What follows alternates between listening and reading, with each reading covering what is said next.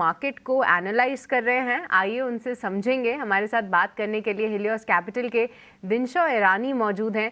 दिनशॉ नमस्कार, मैं सृष्टि बात कर रही हूँ। बहुत बहुत स्वागत है आपका ईटी नाउ स्वदेश पे। एंड दिनशॉ, क्योंकि हम कई समय से आपको फॉलो कर रहे हैं और आपकी एक बात और आपकी पूरी फर्म की एक बात बहुत पसंद आती है, जो कि आपका ये मानना है कि आप वहाँ से एनालिसिस शुरुआत करते हो जो चीज़ फ़िलहाल नहीं लेनी है, जो चीज़ फ़िलहाल अवॉइड करनी है।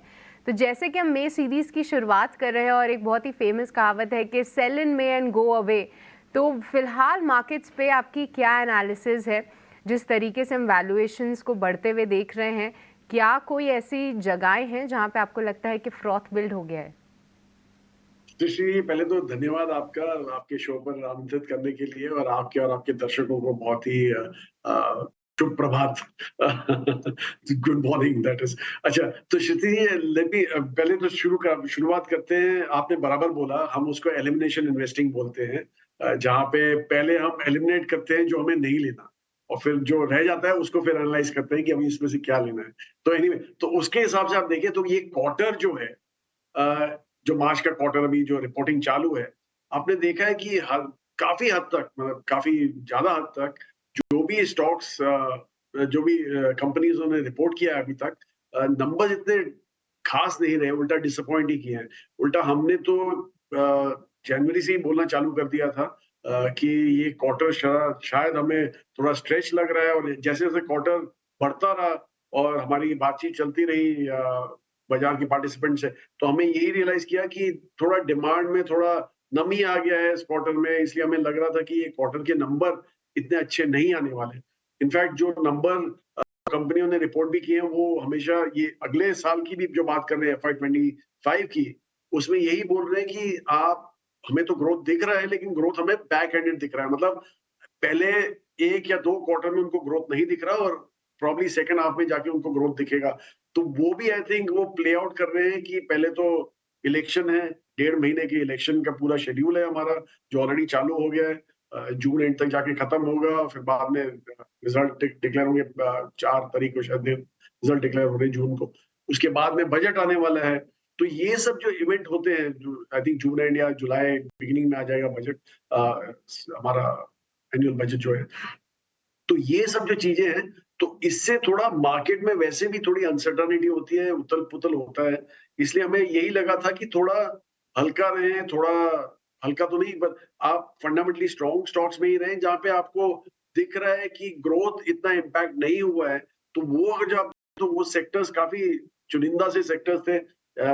हमें पहले वैसे कंजम्पशन बहुत पसंद था, लेकिन अभी हमें लग रहा है कि कंजम्पशन में थोड़ा थम जाए तो अच्छा है, इसलिए क्योंकि आपने देखा होगा हमारा वेट भी थोड़ा कम हुआ है कंजम्पशन सेक्टर में, क्योंकि वैल्यूएशंस काफ़ी स्ट्रेच हो गए थे, क्योंकि ये क्वार्टर और जो जून का क्वार्टर है, दोनों में हमें थोड़ा लग रहा था कि थोड़ा स्ट्रेच रहेगा वहाँ पे।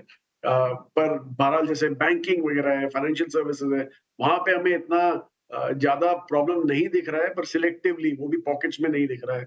जैसे कमर्शियल व्हीकल लेंडिंग हो गया एनबीएफसीज़ में, उसमें हमें ठीक लग रहा है। फिर बैंकिंग में भी इम्प्रूवमेंट जिनके हो रहे हैं बैलेंस शीट्स के, उनमें हमें ज़्यादा दिख रहा है, ग्रोथ दिख रहा है। फिर डिफेंस में तो हमारा पहले से हमें कम्फर्ट रहा है। तो ये सब जो सेक्टर्स हैं, वहाँ पे हमें कम्फर्ट है, और बाकी सब थोड़े हम अभी बड़े-बड़े कॉशियसली अप्रोच कर रहे हैं। दिशा सर, आपकी जो स्ट्रेटजी है ना कि एलिमिनेशन इन्वेस्टिंग, ये मुझे बड़ी पसंद आई। क्योंकि अगर आप छांट दें कि क्या नहीं लेना है, उसके बाद जो बचता है उसमें से फिर वो सिलेक्शन करना थोड़ा इजी हो जाता होगा। एक और चीज़ आपसे जानना चाहते हैं सर, चूँकि आप एफआई से काफ़ी आप लोगों के इंटरेक्शन होते हैं, आपकी बातचीत होती है, आपके फर्म की भी, आपकी भी। ये क्यों नाराज़ हैं एफआईज़? क्योंकि अगर हम अप्रैल में देखें तो करीब-करीब 32-34 करोड़ 34,000 करोड़ रुपए की सेलिंग हो चुकी है नेट-नेट कैश में। कब तक लगता है कि वापसी होगी इनकी? और ये बेरुखी है क्यों? अभिषेक जी, पहले तो मैं आपको ये बता दूँ कि ये एलिमिनेशन इन्वेस्टिंग पूरी लाइफ की फिलॉसफी है। क्योंकि आपको पता है लाइफ, मतलब ज़िंदगी में हाँ, आपको पता है बुरा क्या होता है, भला क्या होता है, वो होता है absence of all bad is supposed to be good. तो इसलिए आपको बुरे का पता होता है, भले का पता नहीं होता है, इसलिए पहले बुरा आउट कीजिए। तो anyway, that was the whole basis of elimination investing. इसलिए जो पूल जो रह जाता है, वो हमें पता है कि काफी क्लीन पूल है इसमें, तो chances of outperformance are much higher. Anyway, जो आपने बहरहाल जो बात की एफआईआई की, देखिए एक चीज जो हुई है, जो इंडिया के हित में नहीं हुई, वो ये है कि चाइना, उनके जो नंबर आने चालू हुए हैं अभी, वो काफी हद तक सरप्राइज कर रहे हैं पॉजिटिवली मार्केट्स को। मतलब मैं एफआईआई मार्केट की बात कर रहा हूँ, तो उनको काफी हद तक सरप्राइज किया पॉजिटिवली। लाइक इकोनॉमिक ग्रोथ जो बोले उन्होंने, वो भी उनको अच्छी लगी है। फिर दूसरे जो प्रोडक्शन के नंबर्स आ रहे हैं वहां से, वो भी अच्छे आ रहे हैं।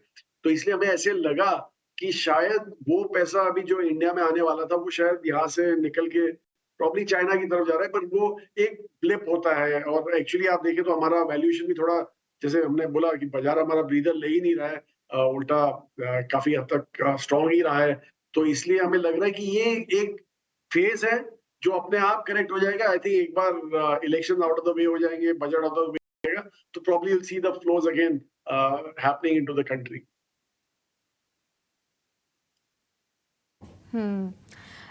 दिनशा जी नमस्कार, मैं पूजा बात कर रही हूँ। बैंकिंग और फाइनेंशियल सेक्टर पर आपने कहा कि आप पॉजिटिव हैं और पहले भी काफ़ी बार इस सेक्टर को लेकर आपने बात की है। एक दिक्कत मैं यहाँ पर हाईलाइट करना चाहूँगी, कल हमने कोटक महिंद्रा बैंक का एग्जाम्पल देखा, जैसे लगातार डिजिटाइजेशन पर ये सारी कंपनियां, फाइनेंशियल स्पेस पूरा फोकस कर रहा था, लेकिन वो इंफ्रास्ट्रक्चर मेंटेन नहीं कर पा रहे हैं और हमने देखा कि काफ़ी ज़्यादा कस्टमर एक्विजिशन जो है वो डिजिटल रूट के थ्रू भी इन कंपनियों ने किया है। अब आप हाल फिलहाल में आईसीआईसीआई बैंक ने भी इसी तरह की दिक्कत रिपोर्ट की। पेटीएम, फिनटेक कंपनियां ऑलरेडी रडार पर आई चुकी हैं आरबीआई की, तो आरबीआई काफ़ी सख्त नज़र रखे हुए इस पूरे मामले पे। आप कितना बड़ा कंसर्न ये देख रहे हैं? क्या ये चीज़ें जो दिक्कतें चल रही है आगे जाके कुछ बड़ी बन सकती हैं? जी पूजा जी, अच्छा सवाल है, क्योंकि एक्चुअली हमें भी यही कंसर्न था कि डिजिटाइजेशन है उसके चलते आपके जो रेगुलेटर हैं, आरबीआई जो है, उनको आप इन्फ्रिंज नहीं कर सकते। तो ये बहाना आप यूज नहीं कर सकते कि आप ऑनबोर्डिंग कर रहे हैं पर आपने केवाईसी टाइम पे नहीं किए वगैरह। बहरहाल जो बैंक का आपने नाम लिया, वहां में कंफर्ट नहीं था, हमारे पास वो बैंक है भी नहीं, तो इसलिए हम उससे तो बच ही गए वहां पे। लेकिन दूसरा जो हम देख रहे हैं, जो बैंक्स जो हमने देखे, हमारे पास जो प्राइवेट सेक्टर बैंक्स पढ़े हैं, वहां पे हम बहुत क्लियर थे कि उनकी एक तो नींव कैसी है, बैकबोन कैसी है, मतलब, और फ्रेंचाइज कैसा है वो।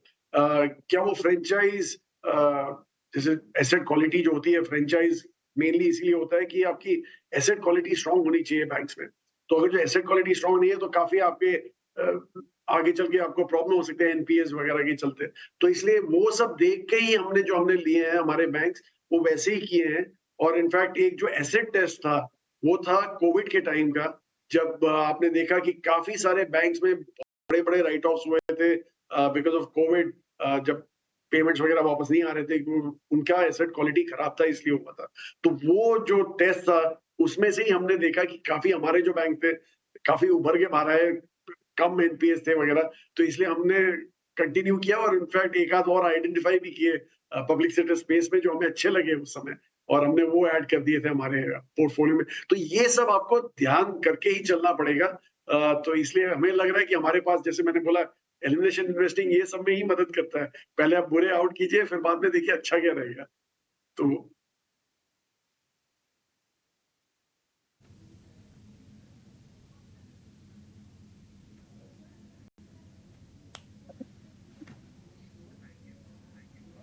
ओके, तो जी, तो बैंक में भी इन बातों का ध्यान रखिए। ये एक चीज़ थोड़ी सामने निकल कर आ रही है, जैसा कि दिनशा सर भी हाईलाइट कर रहे थे कि अब ये भी एक क्राइटेरिया रखिए जब आप बैंकिंग और फाइनेंशियल में इन्वेस्ट कर रहे हैं। और एक हिंट तो हमें मिल गया है कि फिलहाल सरकारी बैंक, कुछ अच्छे क्वालिटी बैंक इस वक्त अच्छे लग रहे हैं, उन पर आप नज़र रख सकते हैं। दिशा जी, बहुत बहुत धन्यवाद आपका आज समय देने के लिए और अपने कुछ इम्पॉर्टेंट व्यूज़ हमारे साथ, हमारे दर्शकों के साथ शेयर करने।